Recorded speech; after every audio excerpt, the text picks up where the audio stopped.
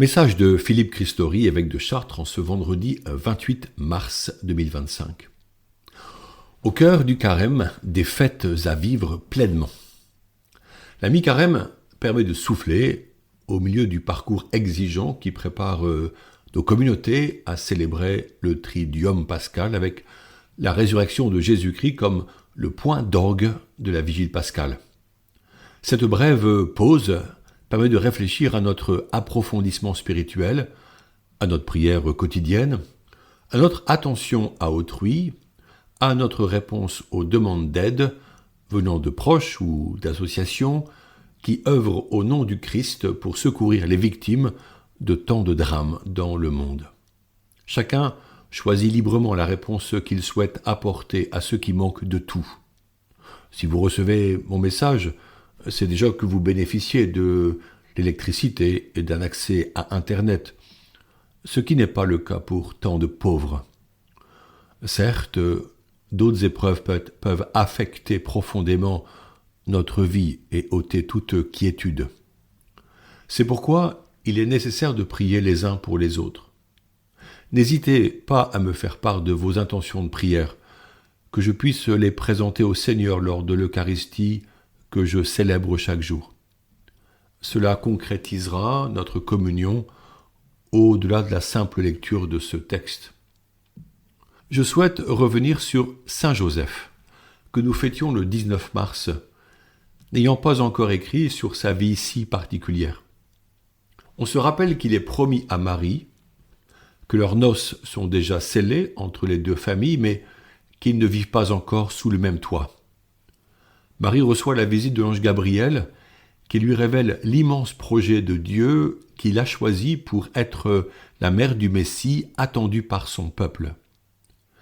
Il annonce que l'Esprit Saint la couvrira de son ombre et que le Verbe divin viendra en elle pour que l'enfant qui naîtra soit le Fils de Dieu fait chair. Cependant, Joseph n'est pas témoin de cette rencontre. Marie part aussitôt soutenir sa vieille cousine Élisabeth, l'ange lui ayant annoncé qu'elle est enceinte. À son retour, 3 mois plus tard, Joseph se sent dépassé par le mystère de la venue de cet enfant. Il ne peut douter de la loyauté de Marie, mais il préfère s'éloigner, ne se jugeant pas digne de participer à ce projet sacré. C'est alors qu'en dormant, il a un songe.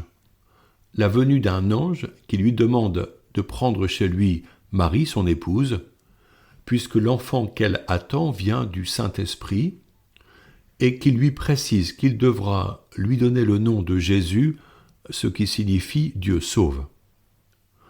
Joseph accompagne sa jeune épouse, la soutient jusqu'au recensement exigé par l'empereur, ce qui oblige le jeune couple à se rendre à Bethléem, puisque lui est de la lignée du roi David. À ce point du récit, on apprend des évangiles que personne ne les reçoit et qu'ils trouvent refuge dans une étable. C'est là que Marie enfante, entourée d'animaux, et qu'elle dispose son nouveau-né dans une mangeoire. La venue des bergers, puis des mages, bouleverse le jeune couple. Avec eux, Joseph et Marie bénissent le Seigneur pour tant de bienfaits qui contrastent avec la pauvreté du lieu. Puis Joseph doit emmener loin sa famille, en Égypte, pour fuir les massacres des nouveau-nés ordonnés par le roi Hérode, inquiet face à ceux qui pourraient remettre en cause son pouvoir.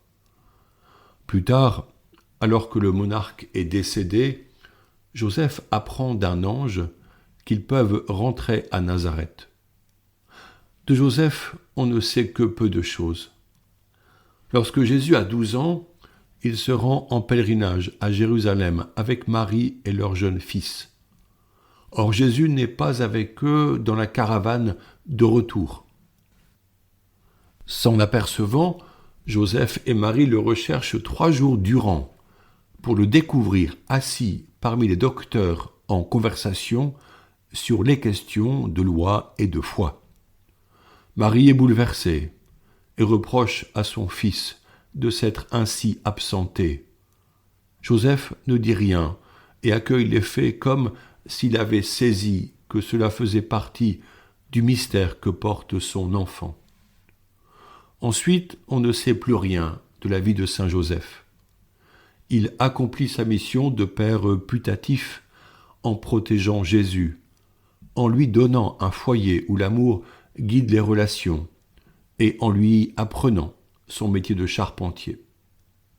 Ce bref récit ne manifeste pas toute la richesse de la vie de la Sainte Famille. Nous pourrions croiser cette histoire avec la vie des Anawim, ces pauvres du Seigneur, totalement fidèles à la Torah, participant au culte de la synagogue, attentives aux lois transmises par Moïse. Nous pouvons mesurer la lourde responsabilité que Dieu confère à Joseph, le jeune charpentier de son village, non seulement pour prendre soin de son épouse et de Jésus, mais pour devenir le gardien et le protecteur de celui-ci qui vient sauver de la mort l'humanité tout entière.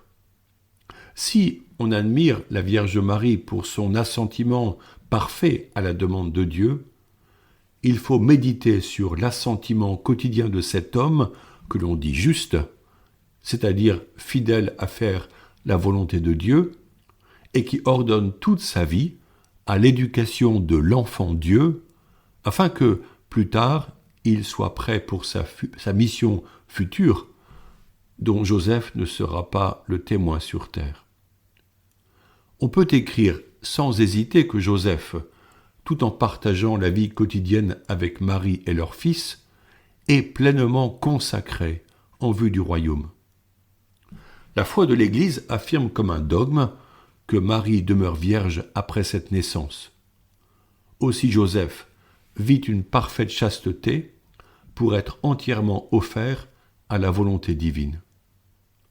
Aucune parole de Joseph n'est rapportée dans les 4 évangiles. Pourtant, ne pensons pas qu'il fut muet. Humble, il réservait ses paroles, et il bénissait Dieu avec les psaumes et les cantiques de son peuple priés lors des réunions sociales et religieuses. Joseph est pour nous le modèle de l'époux, du père, du travailleur, du croyant. Son attachement à Jésus encourage chacun d'entre nous à se mettre à son service et à le suivre en bon disciple.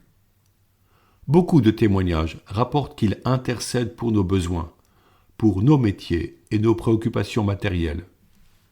N'oublions pas son attachement au plan de salut et l'engagement total de sa vie pour cela. Si les besoins matériels nous importent, notre salut engage l'éternité. Joseph est un maillon incontournable de cette lignée de sainteté dont nous bénéficions personnellement. En évoquant la fête de Joseph, allons jusqu'à la solennité de l'Annonciation qui était célébrée mardi 25 mars. Je rappelais au début du message la venue de l'ange Gabriel dans la modeste maison familiale où Marie vit à Nazareth. Ses parents, Anne et Joachim, dont nous connaissons l'existence par les traditions anciennes, notamment le proto-évangile selon saint Jacques, l'accompagnent vers sa vie future d'épouse. Quand l'ange vient, il apporte un message divin.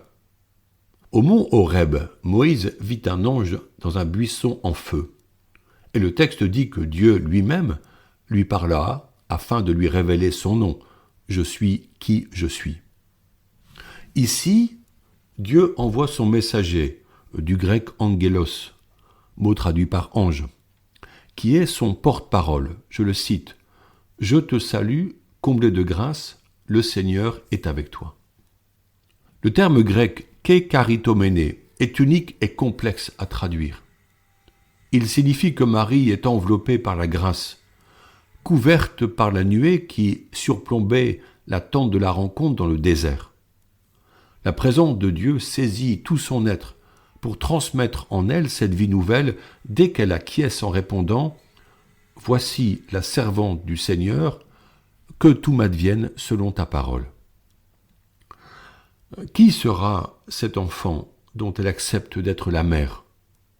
L'ange précise clairement « Voici que tu vas concevoir et enfanter un fils. Tu lui donneras le nom de Jésus. Il sera grand, il sera appelé Fils du Très-Haut. Le Seigneur Dieu lui donnera le trône de David son père. Il régnera pour toujours sur la maison de Jacob, et son règne n'aura pas de fin. » Fin de citation. Comment penser que Marie ait compris cela ? Certes, comme de nombreuses femmes à son époque, elle espérait l'avènement du Messie promis.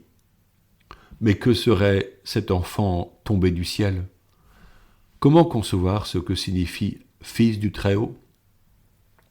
Accueillie sans réserve par Marie, l'annonce de l'ange permet l'incarnation, autre dogme pour l'Église. Le Verbe s'est fait chair en elle. Ce fait est réel et charnel, il est historique et déterminant dans le projet de la rédemption. L'abaissement dans la chair du Verbe divin, par qui tout fut créé, est pour le Fils de Dieu déjà une kénose, c'est-à-dire un abandon de son rang divin pour participer en toutes choses, à l'exception du péché, à la vie des êtres humains. Plus tard, c'est en devenant l'agneau immolé par un sacrifice parfait que Jésus sauvera le monde de ses péchés, ressuscitant avec lui tout homme qui accueillerait avec repentir la miséricorde divine en vue de la vie éternelle. L'incarnation est le premier grand mystère chrétien. Il ouvre à l'espérance de voir la face de Dieu, car nous sommes sauvés et destinés à la béatitude. La cathédrale de Chartres est conçue pour exalter ce mystère. Avec Notre-Dame, nous accueillons la venue de Dieu, nous célébrons sa présence, nous nous laissons transformer pour devenir saints en Jésus-Christ. Qui se fait pèlerin perçoit la grandeur du don de Dieu et choisit de se convertir à l'amour pour en être témoin. Au cœur de ce carême qui nous conduit à la fête des Rameaux célébrée le 13 avril, prions toujours fidèlement et avec gratitude pour ces dons que Jésus nous fait. Qu'il suscite la joie que Marie exprime dans son Magnificat et que notre joie soit le signe de notre fidélité au Seigneur et le témoignage que d'autres gens attendent pour se mettre à la suite de Jésus-Christ. Prions ensemble. Notre Père qui es aux cieux, que ton nom soit sanctifié, que ton règne vienne, que ta volonté soit faite sur la terre comme au ciel. Donne-nous aujourd'hui notre pain de ce jour. Pardonne-nous nos offenses comme nous pardonnons aussi à ceux qui nous ont offensés, et ne nous laisse pas entrer en tentation, mais délivre-nous du mal. Amen. Je vous souhaite une bonne journée. Au revoir.